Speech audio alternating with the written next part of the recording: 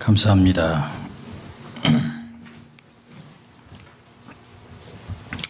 오늘 하나님께서 저희에게 주신 은혜의 말씀은 로마서 8장 9절부터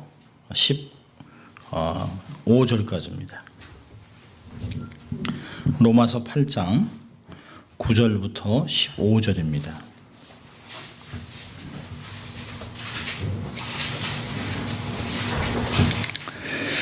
하나님의 거룩한 말씀을 봉독해 드릴 때 여러분의 귀와 심령의 은혜를 경험할 수 있길 바랍니다. 로마서 8장 9절부터 15절까지의 말씀을 봉독해 드립니다. 만일 너희 속에 하나님의 영이 거하시면 너희가 육신에 있지 아니하고 영에 있나니 누구든지 그리스도의 영이 없으면 그리스도의 사람이 아니라. 또 그리스도께서 너희 안에 계시면 몸은 죄로 인하여 죽은 것이나 영은 의를 인하여 산 것이니라. 예수를 죽은 자 가운데서 살리신 이의 영이 너희 안에 거하시면 그리스도 예수를 죽은 자 가운데서 살리신 이가 너희 안에 거하시는 그의 영으로 말미암아 너의 죽을 몸도 살리시리라. 그러므로 형제들아, 우리가 빚진 자로 돼 육신에게 져서 육신대로 살 것이 아니니라. 너희가 육신대로 살면 반드시 죽일 것이로되 영으로서 몸의 행실을 죽이면 살리니 무릇 하나님의 영으로 인도함을 받는 그들은 곧 하나님의 아들이라. 너희는 다시 무소하는 종의 영을 받지 아니하였고 양자의 영을 받았으므로 아바 아버지라 부르짖느니라. 아멘. 주말이 시작하는 금요일 정말 피곤하기도 하고 지치기도 하고 또 여러 가지 힘든데도 하나님을 경외해서 예배 나온 여러분을 주의 이름으로 정말 환영합니다. 정말 잘 오셨고요. 물론 하나님께서 말씀을 통해서 우리에게 깊은 깨달음을 주시고 또 우리 영혼이 재충전되는 그런 복된 시간이 되기를 바랍니다. 오늘도 말씀을 통해서 큰 은혜 주실 줄을 믿습니다. 저희는 매주 금요일마다 2주는 쉬었습니다만 매주 금요일마다 저희가 성령이 임하면 When the Holy Spirit comes on you, 우리의 삶에 성령이 임하면 어떠한 모습이 나타나는가라고 하는 주제를 가지고 성경에 기록된 말씀을 통해서 현재를 살아가는 우리의 삶에 적용하고 깊은 인사의 또 은혜를 경험하고 있습니다.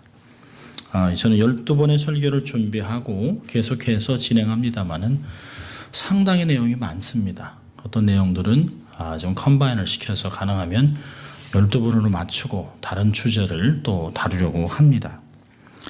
지금까지 저희가 5번을 다뤘는데요.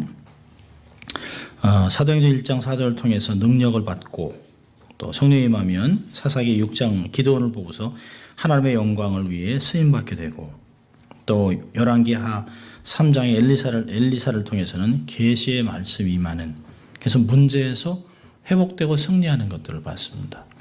네 번째로는 열왕기상 18장 21절부터 40절까지 엘리야의 삶을 통해서 하늘에서 불이 내리는 예배 전쟁에서 승리할 수 있다라고 하는 것을 보았습니다. 지난주는 온니엘 사사기 3장을 통해서 성령이 임하면 지도자로 서서 민족을 구한다라고 하는 걸 보았습니다. 오늘은 본문을 통해서 조금 근본적인 것을 다루려고 합니다. 거룩한 삶을 살게 된다. 성령이 임하면 우리는 거룩한 삶을 사모하고 살아가게 된다는 것입니다. 평범한 삶에 하나님의 거룩한 영이 임하면 그 나타나는 결과로 아주 지극히 평범하고 지극히 연약한 사람이 비범한 또 독수리 날개치며 비상하는 그런 삶을 살아낼 수 있다는 것입니다.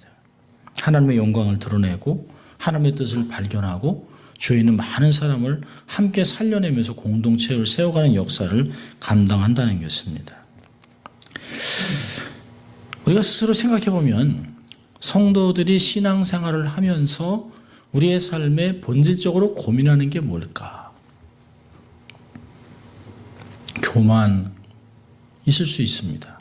그러나 그건 나타나는 현상이죠. 정말 우리의 삶을 흔들어 놓는 본질은 죄입니다. 죄는 한마디로 정의 내리기가 어렵습니다. 그런데 김세윤 박사님, 플러에서 지금 가르치는 김세윤 박사님은 죄를 이렇게 정의 내렸습니다. 자기 주장. 사람은 자기의 경험과 주장과 학식과 모든 삶의 모든 것을 내려놓고 하나님 말씀에 무조건 아멘 해야 되는데요.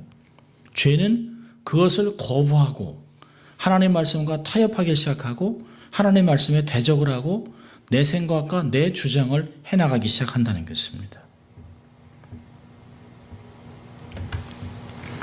성도들은 하나님 말씀 앞에 겸허하게 자기의 주장을 다 내려놓아야 합니다. 그러나 실상은 목사라 할지라도 직분자라 할지라도 선교사라 할지라도 우리의 삶 속에 끊임없이 올라오는 나를 기쁘게 하고 싶은 욕망들이 우리의 삶을 힘들게 한다는 것이에요. 나의 체면, 나의 영광, 나의 필요, 나의 즐거움, 나의 사랑, 나의 미래 이런 것으로 내 것 그리고 좀 더 나아가서는 나의 왕국을 세우고 싶어하는 그런 것들이 교회로 하여금 어려움들을 주는 것을 볼 수 있습니다. 교회만 어렵게 합니까? 그런 삶이 세상을 어렵게 하고 세상의 빛과 소금의 역할을 감당해야 하는 교회가 세상에 오히려 썩은 또 그런 모습들을 드러내고 있습니다. 냄새를 내고 있습니다. 우리가 정말 하나님의 영광을 위해 살고 그분의 뜻을 이루기 위해서 살아간다고 합니다. 그러나 정말 그럴까요? 실상 가만히 우리의 삶을 들여다보면 내 마음대로 살고 싶어하는 게 얼마나 많은지 몰라요.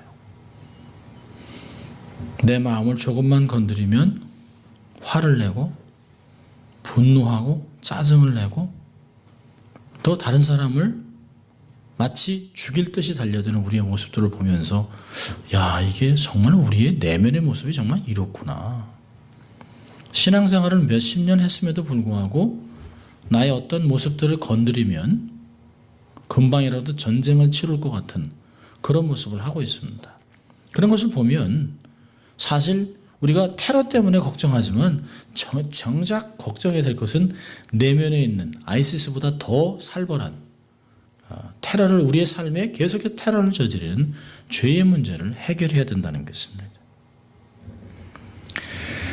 죄는 인간이 가진 모든 부정적인 요소의 총합계입니다. 어떤 현상이 아니고 본질입니다. 본질. 우리의 삶에 나타나는 어떤 습관, 행동, 언어, 불의 이런 거 갖고서 매일 우리는 근심하고 걱정하고 내가 왜 이럴까? 라고 하지만 이런 현상을 가져오는 것은 우리 삶에 있는 죄의 본질입니다. 죄의 본질이 우리의 삶을 들었다 놨다 하는 것이에요. 우리를 좌지우지합니다. 어떤 때는 좌충우돌하게 합니다. 그 죄가 우리를 비교하게 하고 조금 더 낫다고 생각하면 교만하고 조금 더 안 좋다고 생각하면 좌절하고 극단적인 생각들로 몰아갑니다. 어느 누구도 죄를 이겼다. 나는 죄와 상관이 없다라고 고백할 수 있는 사람은 없습니다. 그렇게 고백하는 사람은 순식간에 쓰러집니다. 사도 바울이 그랬습니다.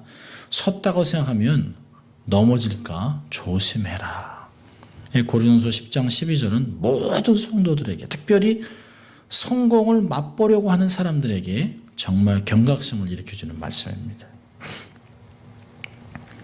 죄는 우리 안에도 있고 밖에도 있습니다. 안에서 자체적으로 만드는 것도 있고 외부에서 공급되는 것도 있습니다. 안에 원래 죄로 타락한 본성은 끊임없이 죄를 만들어냅니다. 사단은 우리의 삶 밖에서 우리를 실족하도록 계속 죄를 공급하고 있습니다. 그런 걸 보면 우리 안에서 끊임없이 일어나고 있는 내적인 전쟁, 또 죄를 막아내는 것도 힘든데 그것만으로도 복잡합니다. 우리 안녕하세요, 잘 지내시죠? 은혜 받고 계시죠? 라고 하지만 하지만 속으로는 은혜는커녕 고민, 걱정, 근심, 좌절, 낙심 너무 많은 게 머리를 복잡하게 합니다. 그런데 밖에서 계속 공격해오니 살맛이 아니죠. 마귀는 끊임없이 우리를 넘어뜨리고 무기력하게 만들기 위해서 끊임없이 우는 사자같이 계속 공격해옵니다. 사자는 방학도 없습니다. 휴가도 안 갑니다. 잠도 안 잡니다. 참 교묘하게, 집요하게, 악랄하게 참 우리에게 달려옵니다. 죄에 대해서 사람들은 대개 세 가지로 반응을 합니다. 저렇게 한번 생각을 해봤어요. 사람들은 어떻게 반응할까? 첫째로는 운명이라 받아들입니다. 사람이 뭐 어떻게 죄를 안 짓고 살겠어? 다 그런 거지. 그게 뭐 다 크고 작은 거지, 뭐 안 들키는 거지, 뭐 아니 뭐 들킨 죄 안 들킨 죄 그거 차이지, 뭐 다 그거지 뭐. 인생 다 그런 거야라고 얘기를 합니다. 이런 사람들은 적당이란 말을 많이 씁니다. 적당히, 그러니까 적당히 들키지 말아라. 둘째로는요, 죄를 자기 힘으로 이겨보려고 노력합니다. 인본주의자들이죠. 어떻게든지 깨끗하게 살아보려고 애를 씁니다. 날마다 힘겹게 살아갑니다. 이렇게도 해보고 저렇게도 해보고 세미나도 가보고 새로운 습관을 만들려고 노력하고 갖은 노력을 다하는데 결과는 뭘까요? 늘 패배합니다. 그리고 하나도 기쁘지 않습니다. 이런 사람도 신앙생활을 얼마나 열심히 합니까? 예배란 예배는 다 참석합니다. 성경도 열심히 읽습니다. 놓치는 게 있어요. 내 힘으로는 할 수 없습니다. 내 힘으로는 죄를 이길 수 없어요. 아무리 새로운 습관을 만들어 보십시오. 안 됩니다. 이길 수가 없습니다. 그럼 세 번째 종류는 어떤 사람일까요? 나의 연약함을 깨닫고 하나님의 도움으로 넉넉히 이기는 거예요. 이런 사람의 고백은 뭘까요? 나는 부족합니다. 나는 죄인입니다. 나는 하나님의 은혜로만 삽니다. 하나님이 도와주셔야 삽니다. 내가 할 수 있는 일은 아무도 없습니다. 그래서 성경은 내 연약함 속에 강함이 드러난다는 것이에요. 내가 연약해져야 하나님의 능력을 덧입는 것이에요. 내가 부족하다고 고백해야 주의 은혜가 은혜되는 것입니다. 내 힘으로 다 하다가 안 되면 주여를 외치는 것이 아니라, 이런 사람은 참 지혜롭죠. 하나님, 나는 정말 할 수가 없습니다. 나는 어떻게 내 이 욕망이나 이런 죄를 다스릴 수가 없습니다. 하나님이 도와주십시오. 완전히 두 손 두 발 다 하나님께 들고 항복하는 것이에요. 하나님께 백기를 드는 것이 가장 빠른 해결처라는 것을 믿을 수 있기를 바랍니다. 그렇다면 우리는 어떤 편으로 살아야 되는 거니까, 어떤 종류의 사람인가가 나오잖아요. 우리는 어떤 때 그래, 신앙도 적당히 하는 거야. 적당히. 너무 깊게 들어가면 안 돼. 그렇게 얘기합니다. 어떤 때는 애를 써보자. 최선을 다해보자. 그리고 막 자기를 몰아붙여요. 그런데 정말 하나님이 우리에게 그렇게 삶을 몰아붙이며 살게 했을까요? 아니요. 하나님께서 온 것은 우리에게 생명을 주시고 풍성히 누리게 하셨습니다. 그리고 우리에게 항상 기뻐하고 쉬지 말기도 하고 범사에 감사하라. 그럼 분명히 하나님이 우리에게 향한 뜻은 기뻐하고 감사하고 살아가는 것인데, 감사와 기쁨은 하나도 없습니다. 밤낮 쉽니다.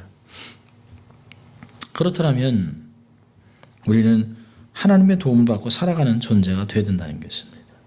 성경은 얘기합니다. 죄를 이기는 힘은 성령의 힘이라는 것이에요. 하나님의 거룩한 영과 죄는 공존할 수가 없습니다. 그러니까 내 삶에 죄가 있다라고 하면 성령의 역사가 약해졌다는 거예요. 없다는 거죠, 아예. 성령님이 내 삶에서 강하게 역사하면 역사할수록 내 삶의 죄는 점점 자취가 없어지게 됩니다. 그렇다면 우리가 죄를 극복하고 살아가려고 한다면 반드시 성령을 의지하고 순종하며 살아야 합니다. 오늘은 성령님이 우리의 삶에서 하시는 일이 뭔가를 세 가지를 좀 보려고 합니다. 오늘 본문에서도 사실 나와 있는데요. 성령이 우리의 삶 속에서, 특별히 성도의 삶 속에서 어떤 일을 하는가? 첫째로 거듭나는 역사를 주도합니다.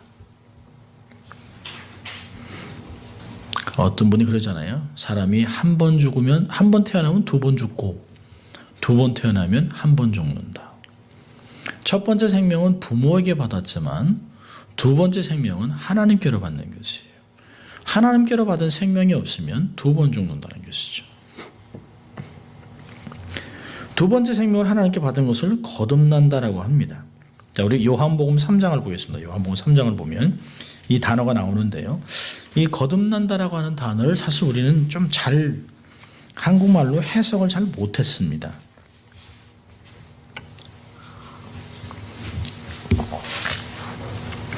요한복음 3장, 그 유명한 요한복음 3장입니다.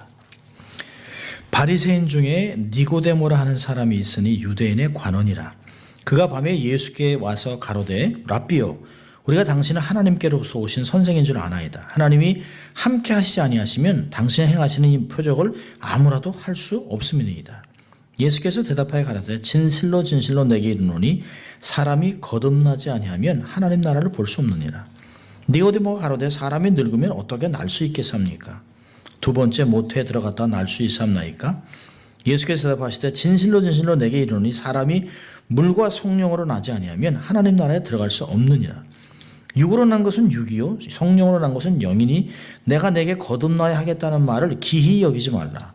바람이 임으로 불면 내가 그 소리를 들어도 어디서 오며 어디로 가는지 알지 못하나니 성령으로 난 사람은 다 이러하니라. 니고데모가 대답하여 가로되 어찌 이러한 일이 있을 수 있나이까? 예수께서 가라사대 너는 이스라엘 선생으로 이러한 일을 알지 못하느냐? 진실로 진실로 내게 이르노니 우리 아는 것을 말하고 본 것을 증거하노라. 그러나 너희가 우리 증거를 받지 아니하는도다. 내가 땅의 일을 말하여도 너희가 믿지 아니하였거든. 하물며 하늘의 일을 말하면 어떻게 믿겠느냐? 하늘에서 내려온 자 곧 인자 외에는 하늘에 올라간 자가 없느니라. 모세가 광야에서 뱀을 든 것 같이 인자도 들려야 하리니 이는 저를 믿는 자마다 영생을 얻게 하려 하심이니라. 그리고 아주 유명한 3장 16절에 기록되어 있습니다. 3절에 예수님께서 그랬어요. 진실로 진실로 내게 이르노니 사람이 거듭나지 아니하면 하나님 나라를 볼 수 없다.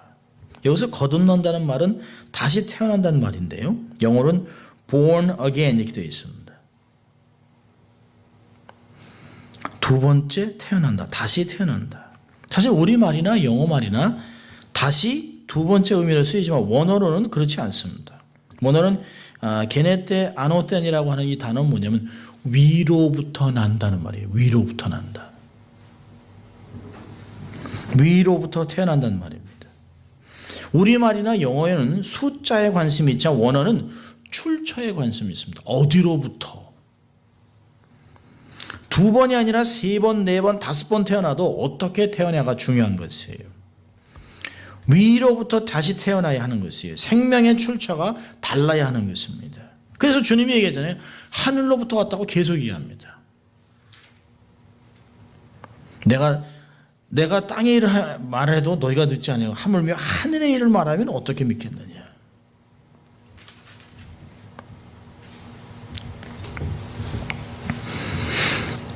생명이 하늘로부터 와야 하는 것이에요. 땅에서 받는 생명은 땅에서 받는 씨는 100번을 받아도 거듭날 수 없습니다. 피가름의 통일교, 그 거듭남의 비밀을 주장하는 구원파, 짝풀이, 비유풀이, 신천지 이런 거는 생명은 1000번, 10,000번 받아도 아무 소용없는 것이에요.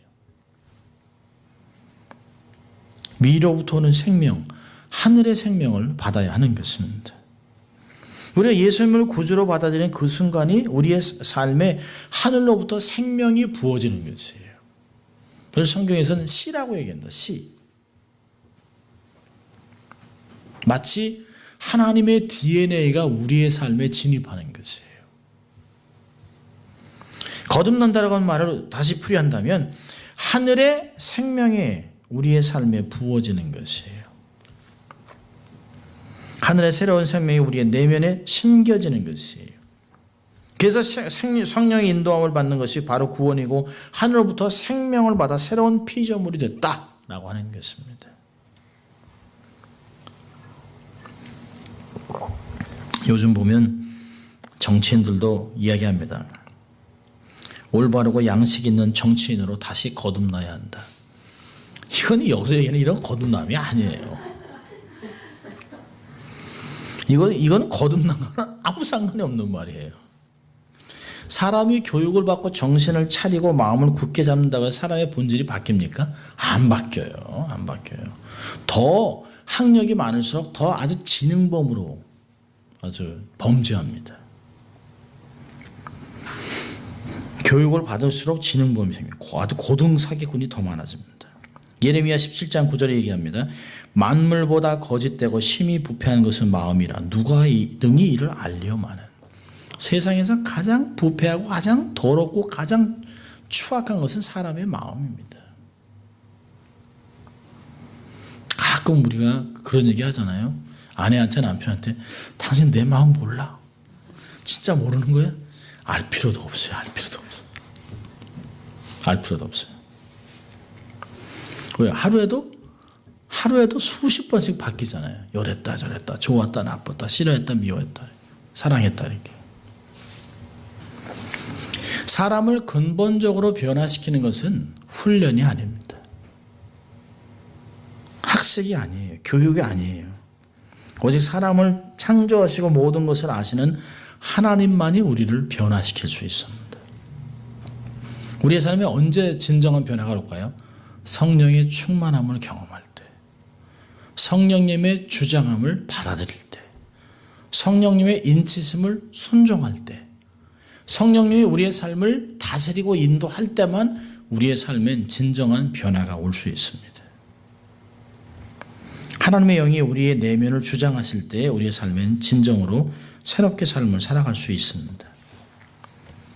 성령님은 우리의 삶에서 거듭남의 삶을, 하늘의 생명을 주도하고 있습니다. 자, 두 번째로 성령님은 어떤 일을 하실까요? 속사람을 인도하십니다. 속사람을. 그러니까 다시 얘기한다면 속사람을 빚어간다고 얘기할 수 있습니다. 속사람을 빚어간다. 다시 새로운 재창조를 이루고 있다는 것입니다. 어떻게 해요? 첫째로는 속사람을 빚어간다고 한다는 것은 내면에 거하신다는 것이에요. 오늘 보세요. 9절과 11절을 보면 오늘 본문 로마서 8장 9절부터 11절까지 보면 거한다. The Spirit lives in us 라고 하는 단어가 3번이나 쓰이고 있습니다. 8장 9절부터 11절까지 보면 만일 너희 속에 하나님의 영이 거하시면 너희가 육신에 있지 아니하고 영에 있나니 누구든지 그리스도의 영이 없으면 그리스도의 사람이 아니라 또 그리스도께서 너희 안에 계시면 몸은 죄로 인하여 죽은 것이나 영은 의를 인하여 산 것이나 예수를 죽은 자 가운데 살리신 이의 영이 너희 안에 거하시면 그리스도 예수를 죽은 자 가운데 살리신 이가 너희 안에 거하시는 그의 영으로 말미암아 너희 죽을 몸도 살리시리라. 그러니까 우리 안에 텐트를 치고 함께 거하고 있다는 이야기입니다. 이 거한다라고 하는 것이 텐트를 쳤다, 드웰링 플레이스를 만들었다라고 하는 것이에요. 사도 바울이 이 말을 다른 데서 더 놀랍게 얘기합니다. 고린도전서 3장 16절에서는 너희가 하나님의 성전인 것과 하나님의 성령이 너희 안에 거하시는 것을 알지 못하느냐? 얼마나 영광스러운 메시지입니까? 여러분, 사실 예수 믿는 사람들은 정말 당당함이 좀 있어야 됩니다. 야, 내가 하나님이 영광이 있는 움직이는 성전이다. 내 안에 성령님이 역사하시고 내 삶을 통치하고 있다 라고 하는 그런 담대함과 자신감이 좀 있어야 됩니다. 그런데 우리는 세상에는 의식주 문제로 낙심합니다. 돈이 없어서, 건강이 부족해서, 학력이 좀 부족해서, 변변한 직장이 없어서 이러고 있습니다. 그건 삶의 기준이 아니에요. 본질이 아닙니다. 우리 안에 하나님의 영이 거하십니다. 이 하나님의 영이 누구예요? 창세기 1장 2절을 보면 하나님의 영이 운행하고 있었습니다. 온 우주를 창조하실 때 하나님의 영이 계셨어요. 그 영이 말씀으로 온 세상을 통치하고 있습니다. 각 사람의 삶을 주장하고 있어요. 폭발적인 영으로 역사하고 있습니다. 그 성령님이 우리 안에 거하신다는 것이에요. 여러분 11절 후반부를 보세요. 11절 보면 너희 안에 거하시는 그의 영으로 말미암아 너의 죽을 몸도 살리시리라. 와, 대단한 말씀이죠. 성령님은 살리시는 영입니다. 살리시는 영. 살리시는 영이 우리의 삶에서 역사하기 원한다면 우리는 뭘 해야 될까요? 우리는 끊임없이 육을 죽여야 합니다. 몸의 행실을 죽여야 됩니다. 여러분 13절을 보세요. 오늘 본문의 13절을 보면 너희가 육신대로 살면 반드시 죽을 것이로되 영으로서 몸의 행실을 죽이면 살리니. 몸의 행실이 뭐예요? 육신이 주장하는 행동입니다. 육신이 기뻐하는 행동. 자, 이 말을 어떻게 해석해야 될까요? 골로새서 3장 5절을 가면 이 말씀을 해석합니다. 골로새서 3장 5절 보세요. 골로새서 3장 5절.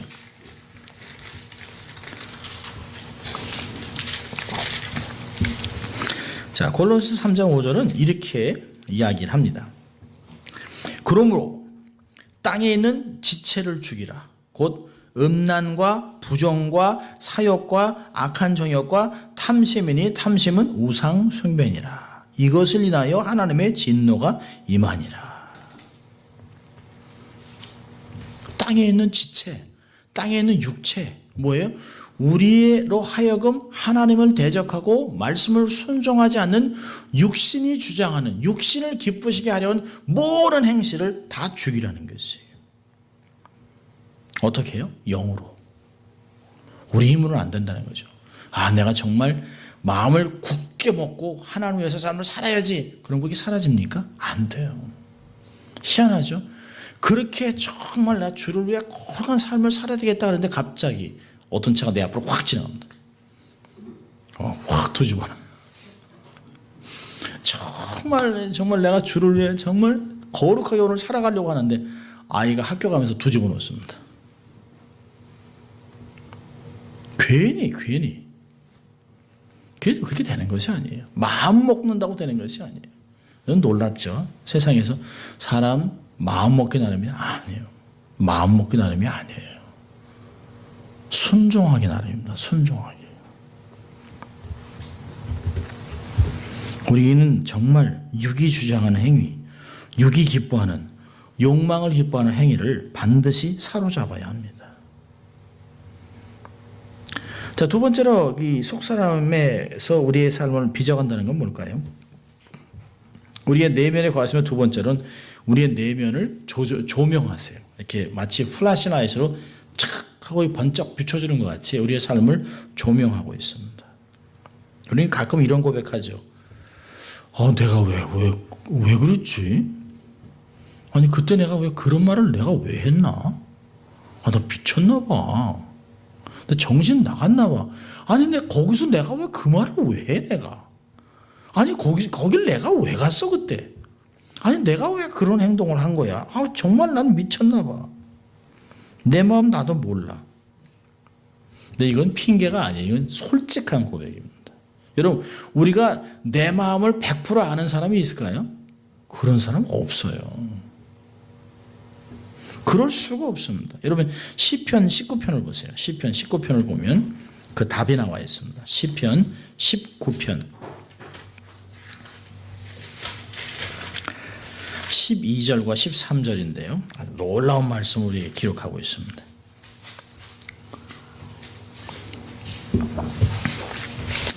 시편 19편 12절 13절 같이 읽습니다. 자기 허물을 능히 깨달을 자 누구리요? 나를 숨은 허물에서 벗어나게 하소서. 또 주의 종으로 고범죄를 짓게 말게 하사 그 죄가 나를 주장치 못하게 하소서. 그리하시면 내가 정직하여 큰 죄가에서 벗어나겠나이다. 예, 줄 좀 걸으세요. 자, 12절에는 숨은 허물. 이런 허물이 숨어 있어요. 찾아내기가 어려워요. 그 다음에 13절에는 고범죄. 이게 뭐예요? 내 마음에 나도 알지 못하는 죄를 만들어내는 허물이 숨어 있어요. 그러니까 허물은 뭐예요? 원인. 나타난 현상은 죄, 고범죄입니다. 숨은 허물을 찾아낼 수가 없어요. 내가 왜 이러는지 몰라요.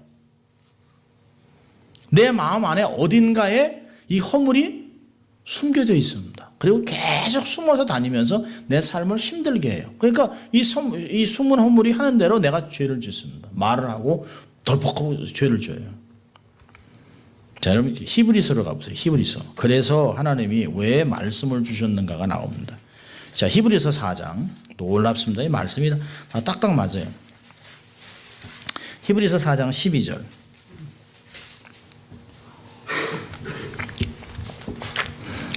히브리서 4장 12절 13절 같이 읽습니다. 시작.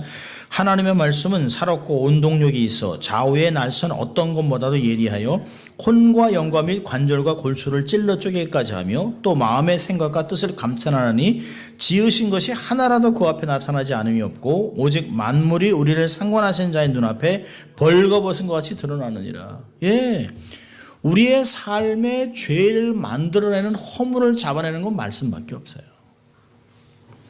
그러니까 죄 때문에 고민하지 말고 말씀을 더 많이 읽으라는 거예요.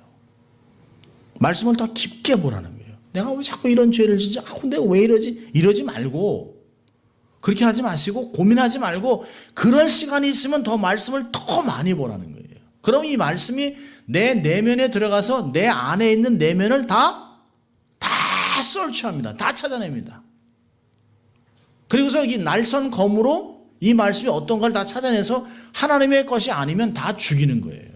다 드러나게. 그러니까 우리의 삶에 말씀이 많이 있으면 어떤 게 날까요? 죄가 이렇게 막 드러납니다. 숨어있던 죄가 전에는 전혀 모르는 것이 말씀이 막 담기니까 밑에 깔려있던 것이 말씀 때문에 밀려서 올라와요. 그래서 이거 정리하는구나. 하나님이 정리하라고 하시는 이게 정리가 되는 것이에요. 젊은이들에게 제가 가르치면서 그럽니다. 죄 때문에 이 욕망 때문에 고민하지 말고 그럴 시간에 있어 말씀을 더 많이 읽고 더 많이 묵상하면 자동으로 내 삶에서 그 말씀이 그런 걸 막 밀어낸다는 거예요. 다 죽이고 없앤다는 것이에요. 믿을 수 있길 바랍니다. 나도 속아서 몰랐던 잘못된 확신과 거짓의 용에 속았던 복잡한 심정, 이 내면에 성령의 말씀이 착 비치면 이 안에 있는 게 다 드러납니다.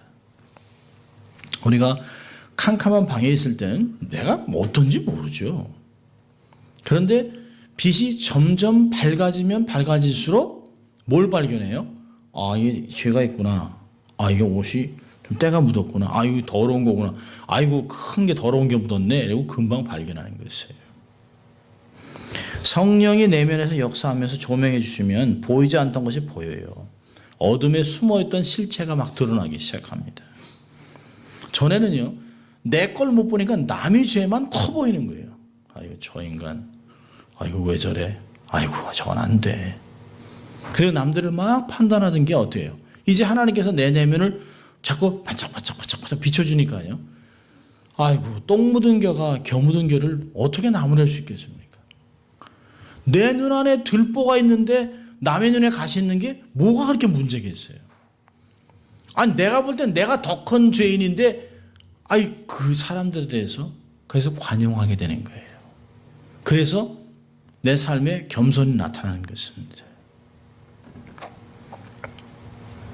성령이 빛이 내 삶에 비추기 시작하자 나의 실체가 다 드러납니다. 여러분 이사야 6장을 보면 이사야 6장이 참 놀랍습니다. 이사야 6장을 보면 이사야가 1장부터 5장까지 선지자 노릇을 합니다. 그리고 백성들에게 너의 죄를 하나님께 가져오라 막 얘기합니다. 그런데 우시야 왕이 죽습니다. 교만한 우시야 왕이 죽고 나서 이 나라가 풍전등화 같은 현상에서 정말 우리나라가 어떻게 될 것인가를 생각하고 성전에 들어가요. 성전에 들어가는데 하나님이 이 선지자의 눈을 확 열어놓습니다. 열어놓으니까 성전에 나타난 하나님의 거룩, 영광, 거기서 막 세라핌이 막 스랍들이 막 6날개로 날면서 자기 두 눈 얼굴을 가리고 발을 가리고 거룩하다 만군의 이렇게 하니까 깜짝 놀랐습니다. 하나님의 거룩을 딱 보자마자 이사야 고백한 게 뭐예요?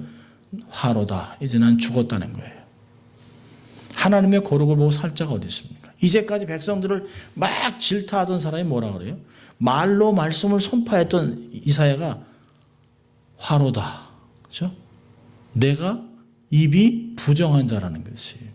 입이 부정한 자들과 함께했던 삶을 나도 별다르지 않다는 거예요. 근데 하나님이 그를 숯불로 정결케 하고 깨끗해졌다고 선언을 합니다. 너는 이제 구속됐다. 깨끗하다. 정결하게 됐다라고 인을 딱 치고 나니까 뭐라 합니까? 하나님 앞에 자기의 삶을 다시 헌신합니다. 여러분 우리가 상대적인 거룩을 보니까 다른 사람을 판단하는 거죠. 절대적인 하나님의 거룩을 보면 판단할 수가 없습니다. 누가 누구를 판단합니까? 누가 누구를 정죄합니까?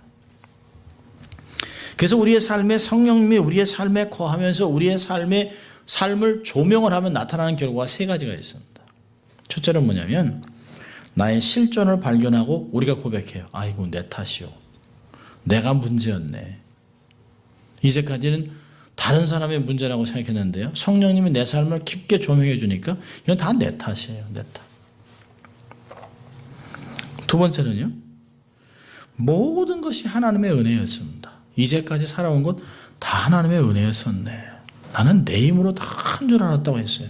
그때 아무도 안 도와줄 때 정말 내가 최선을 다해가지고 막 무슨 소리 가지고 막 그냥 다 죽어가다 내가 일어났다고 생각했어요. 아무도 나를 도와주지 않았다고 생각했지만 거기에 하나님이 계셨어요. 모래 위에 발자국이라는 게 그런 거 아닙니까? 이제까지 내 힘으로 살아온 것 같아요. 그런데 모든 것이 하나님의 은혜였습니다. 그래서 세 번째로 성령이 조명하면 나타나는 결과는 무릎 꿇고 헌신합니다. 하나님 감사해요. 제가 하나님께 우리의 삶을 드립니다. 믿음이 성장하는 것이에요. 이 성령의 조명은 한 번으로 끝나면 안 됩니다.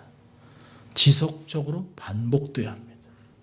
마치 광야를 지날 때 불기둥과 구름기둥이 매일 아침 저녁으로 삶을 비쳤던 것 같이 우리의 삶에 성령의 조명이 안팎으로 우리의 삶을 조명해 줘야 됩니다.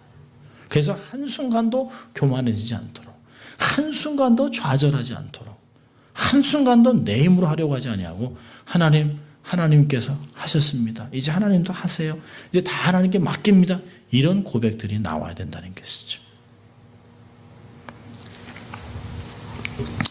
세 번째로 성령님이 우리 안에서 행하시는 것은 우리 읽지 않았습니다만은 이 성령의 조명을 받은 사람은 자신의 죄를 깨닫습니다. 그래서 탄식하며 기도합니다. 성령님이 우리 안에서 탄식하며 기도하세요. 성령의 조명을 받고 나니까 자기 죄가 깨달아져요. 죄 때문에 탄식하고 고민하고 기도하고 싸우다가 결사적으로 기도하다가 성령의 불을 경험합니다. 참 놀랍죠. 성령님은 우리의 기도를 통해서 시너지 효과를 나타냅니다. 더 놀라운 능력으로 나타나요. 성령님이 우리의 내면에서 하시는 일은 나를 위해 쉬지 않고 기도하시는 것이에요. 끊임없이 기도. 여러분 8장 26절 가보세요. 26절부터 28절까지 한 묶음으로 되어 있는 말씀인데요. 자, 26절부터 28절 같이 읽습니다. 이와 같이 성령도 우리 연약함을 도우시나니 우리가 마땅히 빌 바를 알지 못하나 오직 성령이 말할 수 없는 탄식으로 우리를 위하여 친히 간구하시느니라. 마음을 감찰하신 이가 성령의 생각을 아시나니 이는 성령이 하나님의 뜻대로 성도를 위하여 간구하심이니라.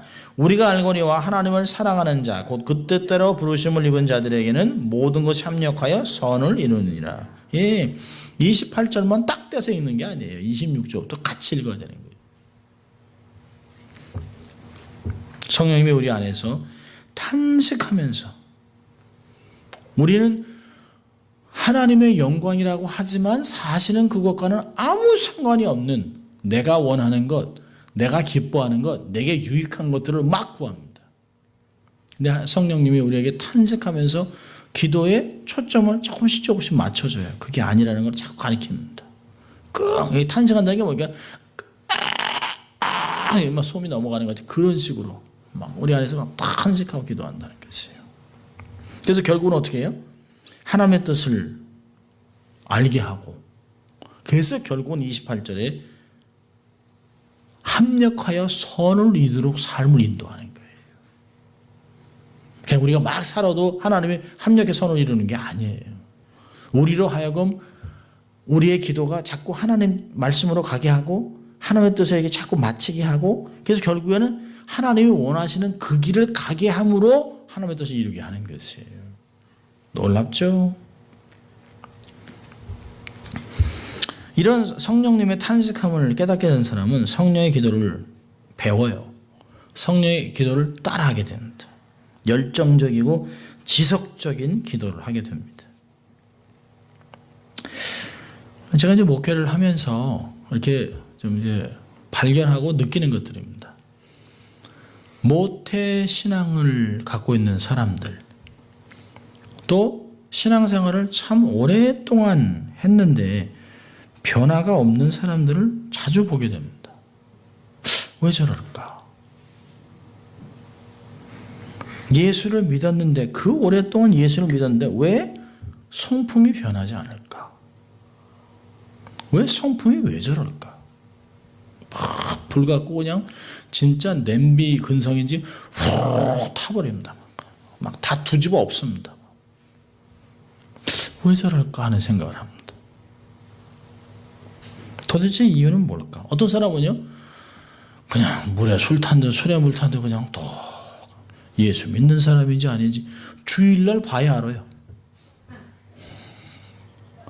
전혀 변함도 없어요. 그냥 가만 똑같아요. 오래 신앙생활을 했는데 변하지 않는 사람들의 공통점이 있습니다. 공통점.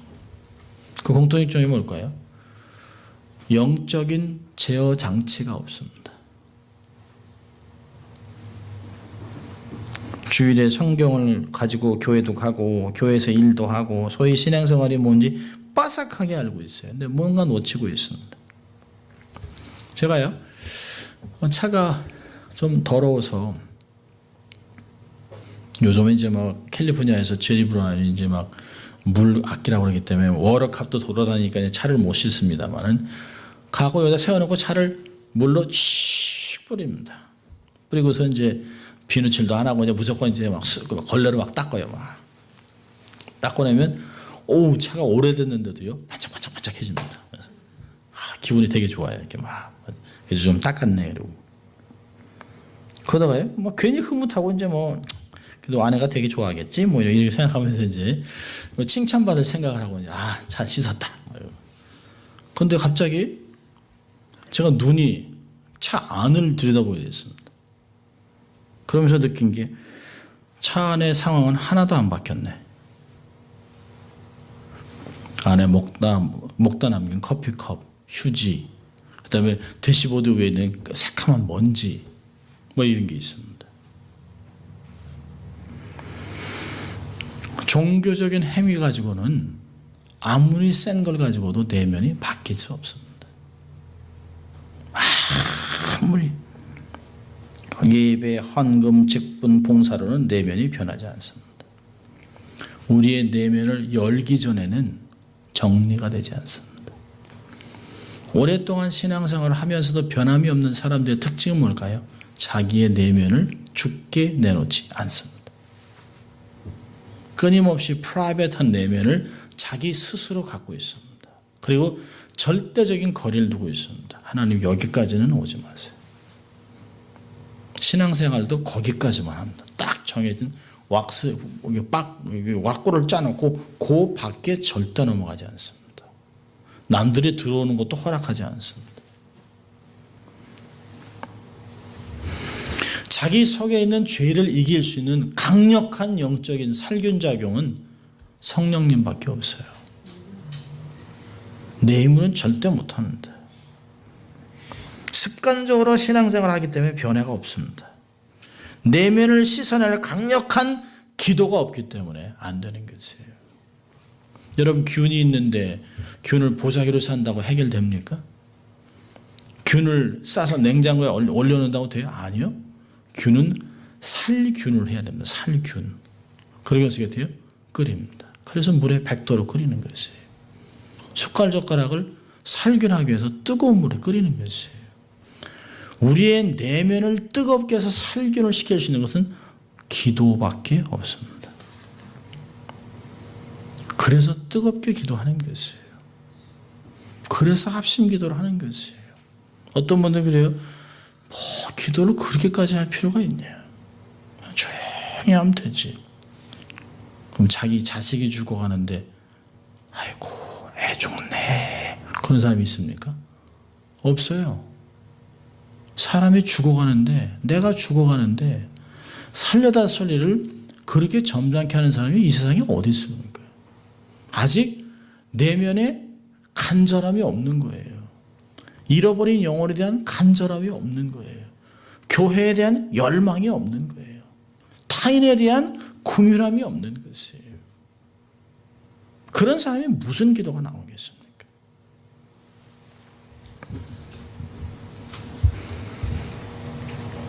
강력한 기도, 지속적인 기도, 열심을 내는 기도가 우리의 삶을 뜨겁게 하는 것이에요.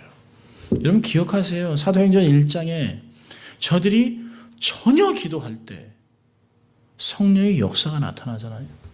성령의 능력을 받잖아요. 그들이 막 평상시에 한 번도 경험하지 못한 외국어를 가지고 방언하면서 사람들을 막 복음을 전가하잖아요. 놀라운 역사가 나타나요. 그들의 삶의 뜨거운 기도 속에 능력이 막 나타나는 것입니다. 신앙의 사람은 사력을 다하는 기도의 무기를 갖고 있어야 됩니다. 마틴 루터, 종교개혁자 마틴 루터, 정말 대단한 사람이죠. 정말 혼자서 거대한 로마, 이 괴물과 같은 로마한 카톨릭하고 싸우는 것이에요. 믿음으로만 구원받는다 라고 한 말을 해놓고 그걸 주장하니까 파문됐어요. 그리고 그를 끊임없이 죽이려고 했습니다. 그런데 얼마나 용감하게 얼마나 하나님 앞에 말씀을 선포하는지 몰라요. 그래서 하루는 어떤 사람이 그를 찾아왔습니다. 마틴 루터, 당신은 어떻게 그렇게 용감하게 그렇게 정말 당당하게 하나님의 말씀을 선포할 수 있는가? 당신의 비결이 뭡니까? 라고 얘기했습니다. 그래서 루터는 조용히 조그만 기도실로 그를 데리고 갔습니다. 그리고 이렇게 얘기했습니다. 내가 용감할 수 있는 것은 내가 하나님께 무릎을 꿇기 때문입니다. 전 하루에 3시간씩 하나님 앞에 엎드려 기도하면서 이렇게 기도합니다. 하나님, 이 죄인 루터를 긍휼히 여겨주십시오. 이 죄인 루터를 불쌍히 여겨주십시오. 라고 기도합니다. 여러분, 그의 기도는 그랬습니다. 나는 하루에 너무 바쁘기 때문에 3시간을 기도하지 않으면 살아갈 수 없다. 그리고 그의 기도의 모든 것은 그렇게 했습니다. 하나님 나를 긍휼히 여겨주십시오. 누가복음 18장에 비유가 있잖아요. 예수님께서 기도하면서 낙심하지 말아야 될 것을 비유로 말씀하시니라. 그렇게 얘기했습니다. 그리고 그 뒤에 9절부터 바리새인과 죄인의 기도를 비교하고 있습니다. 바리새인은 벌떡 일어나서 기도하죠. 나는 이 세리와 같지 아니하고 나는 일주일에 하루씩 금식하고 모든 11조 드리고 나는 이렇게 하지 않습니다. 라고 기도합니다. 손가락으로 가리키면서 아마 그랬을 거예요. 이 이딴 세리 같은 이런 놈하고 나는 다릅니다. 하나님, 나는 거룩하게 살아가고 있습니다. 그렇게 기도했습니다. 근데 세리는 뒤에서 얼굴도 못 들고 가슴을 치면서 하나님, 내가 죄인입니다. 나를 긍휼히 여겨주십시오. 이게 그냥 하나님도 쳐다보지도 못하는 거예요. 그냥 포도청이 그냥 목구멍이 포도청이라고 이런 얘기도 안 했을 것 같아요. 하나님, 내가 죄인입니다. 내가 어쩌다가 이렇게 살고 사냐? 하나님이 이러고 있을 거예요. 근데 예수님 뭐라고 했습니까? 바리새인이 의롭다고 받은 게 아니라 세리가 의롭다고 받고 내려갔다는 것이에요. 어떤 게 사력의 기도입니까? 우리의 사력의 기도는 나의 완고함을 아는 거예요. 그리고 하나님의 긍휼을 정말 간구하는 것이에요. 하나님의 도움을 막 구하는 것이에요. 성령은 사력을 다하는 기도를 통해 역사합니다. 한 번, 두 번의 기도로 안 돼요. 지속적인 기도가 필요한 것입니다. 우린 정말 주의 뜻을 깨닫기 위해서 정말 죽기를 각오하고 기도할 필요가 있습니다. 능력을 충만히 받아 유지하기 위해서 사력을 다해 기도해야 합니다. 내 안에 정말 내면의 거룩을 이뤄가기 위해서 정말 하나님의 온전한 거룩한 빛을 세상에 증거하기 위해서 사력의 기도를 해야 될 필요가 있습니다.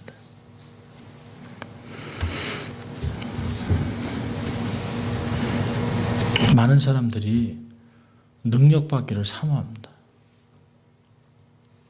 예수님께서 기도하시고 있는 동안 제자들에게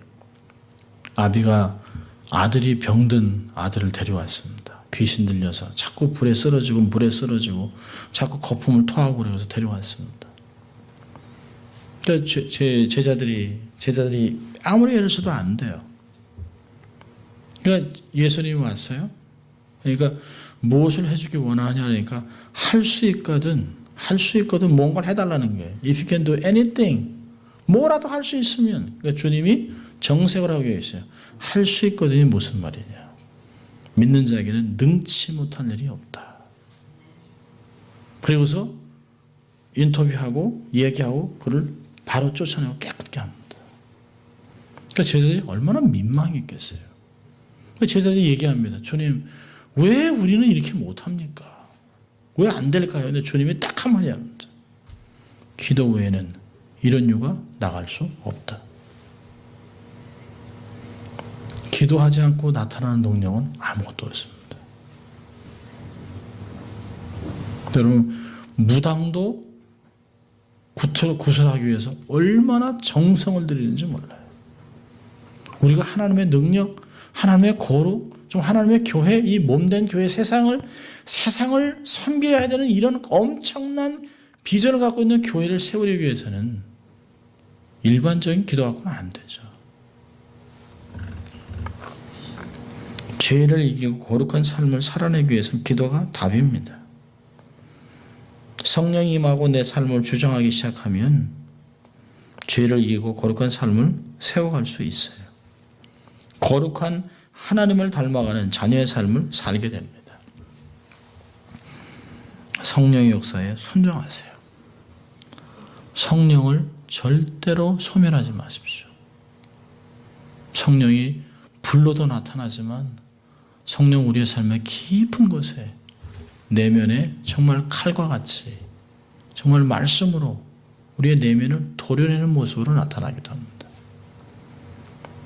성령이 임하면 우리는 근본적인 죄를 이기면서 거룩한 삶을 살아낼 수 있습니다. 그것이 하나님의 뜻입니다. 나의 뜻은, 하나님의 뜻은 우리의 거룩이라 라고 데살로니가 4장은 얘기했습니다. 거룩한 삶을 살아내기 위해서 정말 성령을 따라가는, 성령이 임하면 거룩한 삶을 살아낸다고 하는 것을 삶으로 증명해내는 여러분 될 수 있기를 주의 이름으로 축원합니다. 기도하겠습니다. 하나님 아버지 감사합니다. 오늘도 하나님 저희들에게 말씀으로 도전하시고 성령님이 우리의 삶을 어떻게 거룩하게 어떻게 놀라운 삶으로 변화시킨 것을 깨닫게 하신 주님 감사합니다. 하나님의 성령을 순종하고 성령 역사에 순복하고 성령을 소멸하지 않는 가운데 성령 충만함을 통하여 이 땅에 거룩한 하나님의 사람들로 살아갈 수 있도록 주님 축복하여 주시옵소서. 감사합니다. 예수님 이름으로 기도합니다. 아멘. 우리가